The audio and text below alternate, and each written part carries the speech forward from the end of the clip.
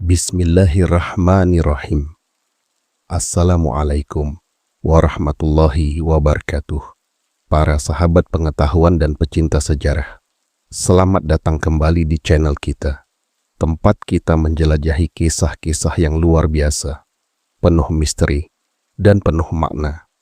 Hari ini, kita akan mengulas sebuah legasi yang tak hanya membekas dalam catatan sejarah, tetapi juga memeresap dalam tradisi dan kepercayaan masyarakat, terutama di lereng Gunung Muria, sebuah wilayah yang syarat dengan kisah dan legenda. Sahabat, selain ilmu agama dan spiritualitas yang luhur, juga berkembang berbagai tradisi ilmu kebatinan dan ajian, yaitu kekuatan gaib yang diyakini mampu membawa pengaruh besar pada kehidupan dan peperangan batin seseorang. Di kawasan Gunung Muria, yang kini dikenal sebagai tanah dengan khazanah budaya yang kuat, ajian-ajian semacam ini bukan sekadar cerita fiksi, tetapi bagian dari warisan lisan yang dituturkan turun-temurun. Disinilah pembahasan kita. Bagaimana Sunan Kudus, seorang tokoh religius besar dalam sejarah penyebaran Islam di tanah Jawa, akhirnya dihadapkan pada sebuah ilmu paling mematikan, yang dikenal sebagai ajian serat jiwa. Hadirin yang dirahmati Allah, di lereng Gunung Muria beredar kabar tentang sebuah ajian yang tidak sekadar melumpuhkan tubuh, tetapi mengguncang jiwa. Ajian itu dikenal sebagai serat jiwa. Konon, siapapun yang terkena pengaruhnya akan kehilangan daya gerak, bukan karena luka fisik, melainkan karena pusat kesadarannya seakan terikat oleh kekuatan tak kasat mata. Bukan sekadar cerita rakyat biasa. Masyarakat mempercayainya dengan sungguh-sungguh. Para pendekar menghindarinya. Para tokoh kebatinan menyebutnya sebagai ilmu tingkat tinggi yang hanya dimiliki oleh segelintir orang. Dan di tengah kabar yang semakin meluas itu, nama seorang wali besar disebut-sebut akan menjadi penentu arah kebenaran. Beliau adalah Sunan Kudus, salah satu anggota Wali Songo yang dikenal bukan hanya karena keluasan ilmunya, tetapi juga keteguhan akidahnya. Namun sahabat sekalian, yang membuat kisah ini mengguncang bukanlah sekadar adanya ajian tersebut. Yang membuatnya menjadi legenda adalah karena ajian itu mulai digunakan bukan untuk menjaga diri, melainkan untuk menunjukkan kekuasaan. Di sebuah pertemuan yang tidak direncanakan, terjadi perdebatan. Bukan sekadar adu argumen, melainkan pertarungan pandangan tentang makna kekuatan sejati. Sunan Kudus berdiri dengan ketenangan. Di hadapannya, seorang tokoh yang diyakini menguasai serat jiwa, menunjukkan keyakinannya bahwa kekuatan batinlah yang membuat manusia ditakuti dan dihormati. Jika ilmuku mampu melumpuhkan siapa saja dalam sekejap, demikian keyakinannya, maka siapa yang berani meragukan kekuasaanku? Dan disinilah konflik itu bermula, bukan dengan teriakan, bukan dengan amarah, tetapi dengan satu pertanyaan sederhana dari Sunan Kudus. Apakah kekuatan yang membuat orang takut sama dengan kekuatan yang membuat Allah ridha? Hening menyelimuti suasana. Namun tokoh pemilik ajian itu tidak tinggal diam. Ia merasa tantangan itu bukan sekadar debat, melainkan ujian atas reputasinya. Maka, dengan keyakinan penuh, ia mulai mengerahkan tenaga batin yang selama ini menjadi kebanggaannya. Konon, udara di sekitar berubah. Orang-orang yang berada di tempat itu merasakan tekanan tak terlihat. Sebagian tubuh terasa berat, napas terasa sesak. Dan sejenak kemudian, sesuatu terjadi. Beberapa saksi menyebut bahwa gelombang energi itu benar-benar dilepaskan. Bukan untuk menguji, melainkan untuk membuktikan. Sasaran utamanya, Sunan Kudus. Namun sahabatku, yang terjadi setelah itu bukanlah seperti yang dibayangkan banyak orang. Alih-alih roboh atau terdiam, Sunan Kudus tetap berdiri. Wajahnya teduh, Bibirnya bergerak lirih melafalkan zikir. Tidak ada gerakan dramatis. Tidak ada serangan balasan. Hanya ketenangan. Dan justru ketenangan itulah yang mulai mengguncang keyakinan sang pemilik ajian. Karena serat jiwa bekerja pada jiwa yang goyah. Ia mengikat kesadaran yang bergantung pada ketakutan. Ia melumpuhkan hati yang masih ragu. Tetapi bagaimana jika yang dihadapi adalah jiwa yang sepenuhnya berserah kepada Allah? Di titik inilah konflik berubah arah. Bukan lagi tentang siapa lebih kuat, tetapi tentang apa sumber kekuatan itu berasal. Dan ketika ajian itu kembali diarahkan dengan lebih kuat, sesuatu yang tak terduga mulai terjadi pada sang pemilik ilmu itu sendiri. Namun sebelum kita masuk pada momen paling menentukan dalam kisah ini, mari kita renungkan dulu, sahabat sekalian. Apakah mungkin kekuatan yang dibangun atas kesombongan bisa berdiri lama? Dan apakah mungkin seseorang yang hatinya telah terpaut sepenuhnya kepada Allah bisa dilumpuhkan oleh apapun selain kehendaknya? Saat gelombang kekuatan itu dilepaskan untuk kedua kalinya, suasana berubah semakin mencekam. Tekanan batin yang tadi hanya terasa samar kini menjadi nyata. Beberapa orang yang menyaksikan peristiwa itu mundur perlahan. Ada yang gemetar, ada yang memejamkan mata. Namun di tengah pusaran energi tak kasat mata itu, Sunan Kudus tetap berdiri dalam diam. Tidak ada mantra balasan, tidak ada gerakan tangan, tidak ada upaya menunjukkan tandingan. Beliau hanya memejamkan mata sejenak, dan lisannya basah oleh zikir.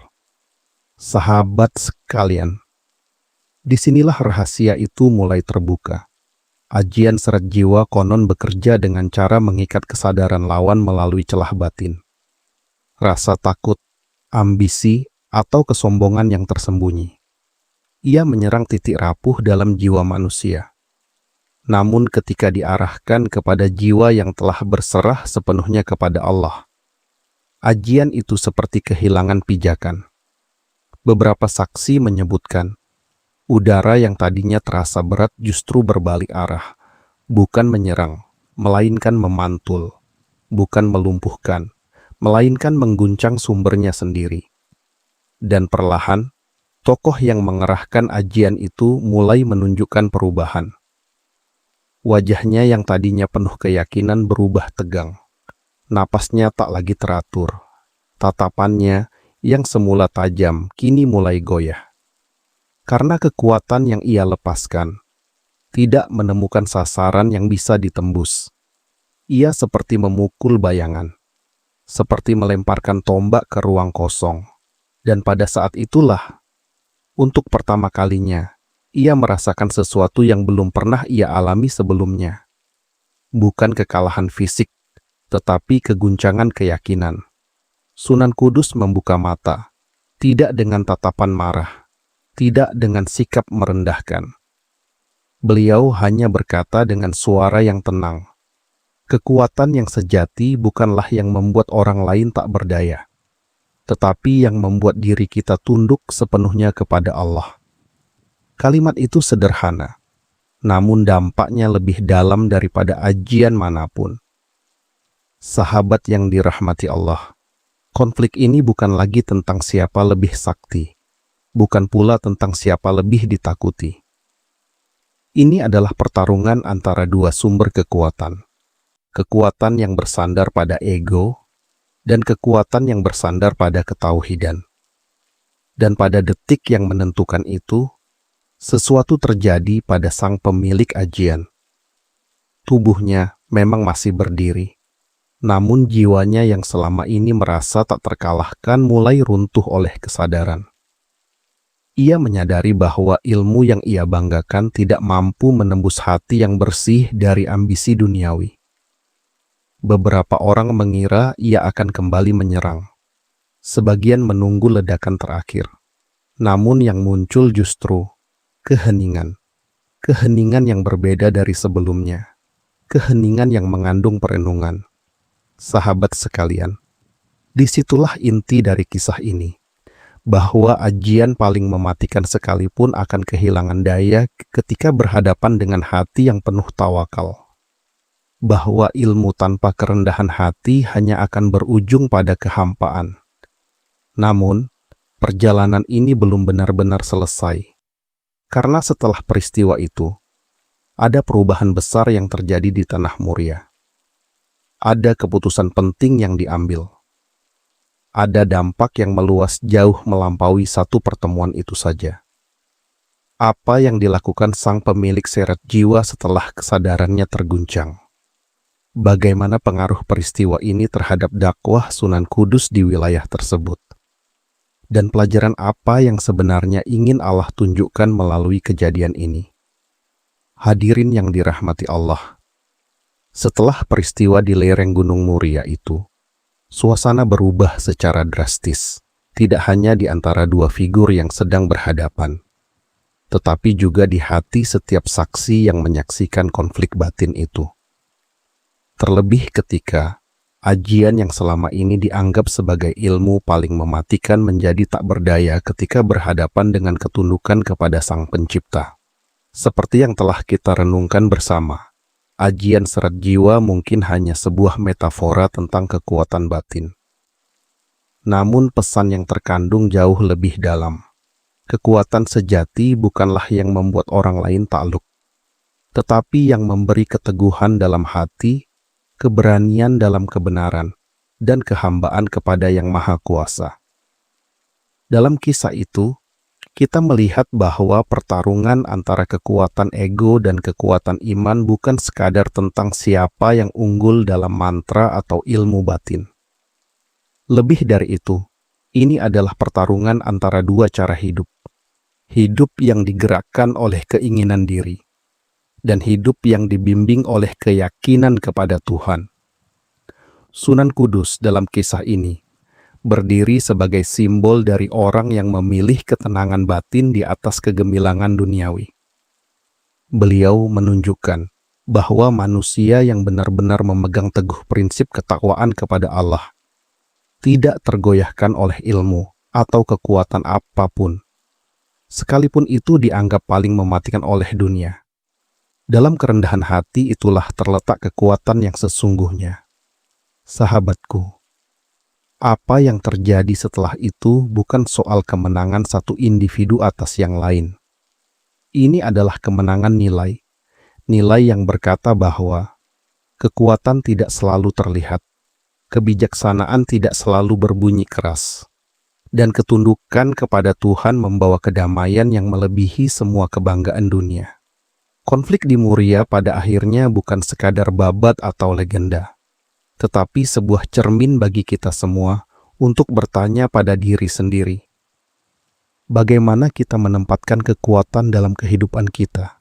Apakah kita mengejar hal-hal yang sementara, atau kita membangun kekuatan batin yang abadi? Apakah ilmu yang kita cari hanya menaklukkan orang lain, atau justru menaklukkan ego diri sendiri? Sunan Kudus dan kisah ajian seret jiwa ini mengajak kita untuk refleksi, bukan sekadar pada legenda, tetapi pada kehidupan sehari-hari kita. Bagaimana kita menghadapi tantangan yang tampak tak terkalahkan? Bagaimana kita memilih jalan yang penuh ketulusan daripada sekadar memimpin dengan kekuatan? Nilai yang kita petik bukan sekadar cerita mistis, tetapi pelajaran tentang kedalaman jiwa, ketekunan dalam kebaikan, dan kemurnian niat. Dan untuk kalian yang menyaksikan video ini sampai detik ini, mari kita bawa pelajaran ini sebagai renungan pribadi. Apakah tindakan kita hari ini memperkuat batin kita, atau sekadar memperkuat ego kita? Jika cerita ini menginspirasi kamu, like video ini, komen di bawah tentang pelajaran yang paling menyentuh hatimu. Dan jangan lupa subscribe, agar kita bisa melanjutkan kajian kisah-kisah inspiratif lainnya. Karena kisah seperti ini bukan hanya untuk didengar, tetapi untuk direnungkan.